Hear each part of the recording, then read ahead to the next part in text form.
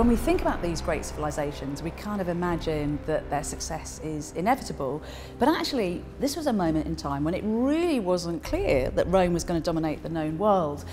Carthage was a gorgeous, sophisticated, potent civilization, and Rome was this kind of scrappy upstart. So it looked for years as though Carthage was actually going to win.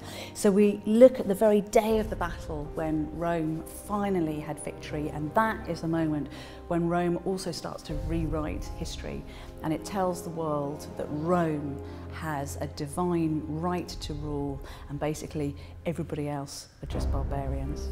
The Spartacus story is a great one because it's the night that the slave gladiator Spartacus made a breakout from his barracks in Capua, in the little town of Capua. We kill for you every day.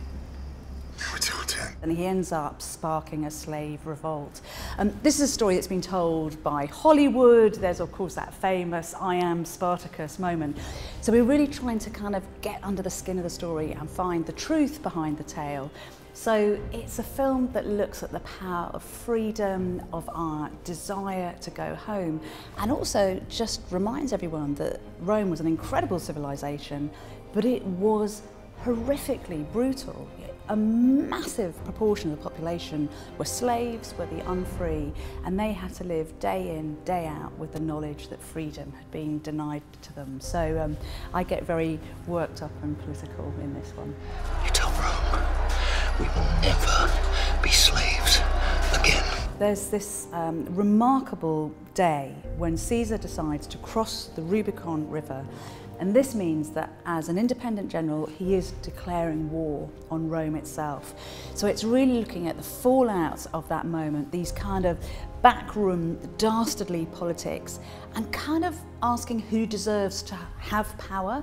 Should power be the power of the people, or should power lie with these ferocious, potent individuals? So it's a question that we ask in the film. I'll be interested to see what people think of our answer. Augustus is one of the great, I have to say, not that attractive characters in history. He was hugely successful. He ends up being the first emperor of the Roman Empire, so it stopped being a republic, it's become an imperial power. And we're charting his Machiavellian, dastardly rise to power, and looking at this particular moment where we're told that he stole Mark Antony's will. So this is the great lover of Cleopatra and one of Octavian, as he was then called, one of Octavian's rivals. So we're really kind of picking apart that moment, piecing together the evidence. We've got some amazing brand new evidence, archaeological evidence to share, and it's really looking at how you grab power and how you then tell the world that you have the right to do this, that basically the world has been waiting for you, because Augustus then says, listen Romans, I will bring you peace. I love the story of Boudica. So Boudica is this incredible native tribal leader from Britain, and there is this horrific moment in her story where actually her tribe and her husband have agreed to be Rome's allies, but they come and demand that the land of the Iceni of her tribe is handed over to the Romans rather than being given to Boudica's daughters, which is what had been agreed in a will. Boudica, of course, says, hang on a second, this isn't, how we'd agreed to decide on things, and the Romans are incredibly, sickeningly, stomach-churningly heavy-handed.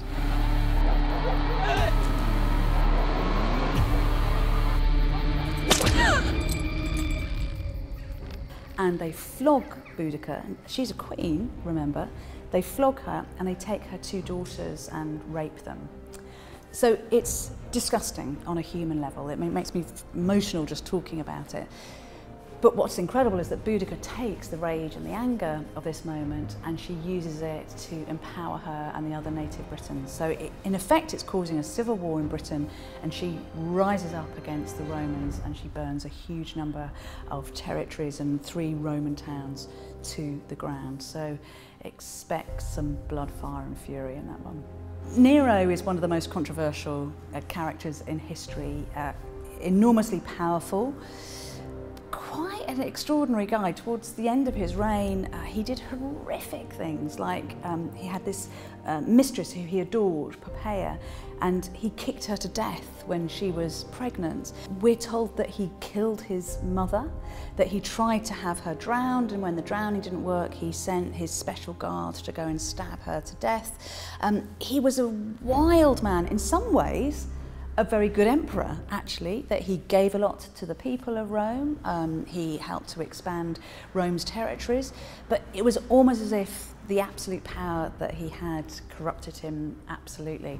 So we're looking at the day of his suicide and asking why he was compelled to kill himself and what his strange, highly coloured, bloody, brutal reign says about the story of Rome. The Colosseum is probably one of the most iconic buildings that there is in Rome that still stands. You know, this amazing amphitheatre in the centre of the town.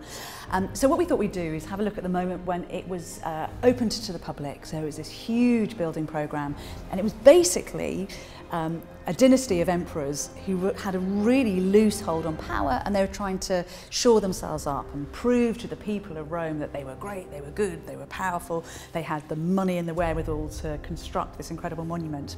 So we look at how it was built, but also we look at what went on that day of the opening. Let the games begin! The exoticism of Rome was brought right to Rome's historic centre. So there were gladiator fights, there were terrible animal fights and hunts, kind of extraordinary performances.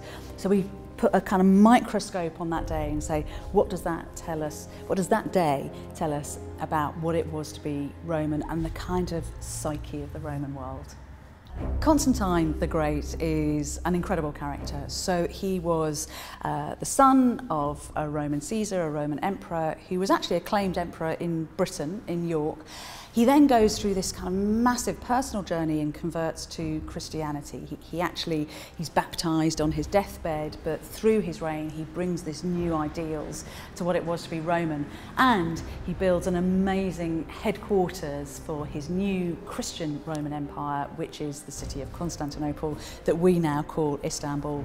So I've been travelling to Istanbul for 30 years. I love it. We have the most amazing time diving in to ancient palaces, under carpet shops, looking at these incredible sceptres and orbs that the Roman emperors would have carried, which have only just been discovered. So it's really reminding everyone that Rome never fell, in a way. It just moved 850 miles east to the new Rome of Constantinople.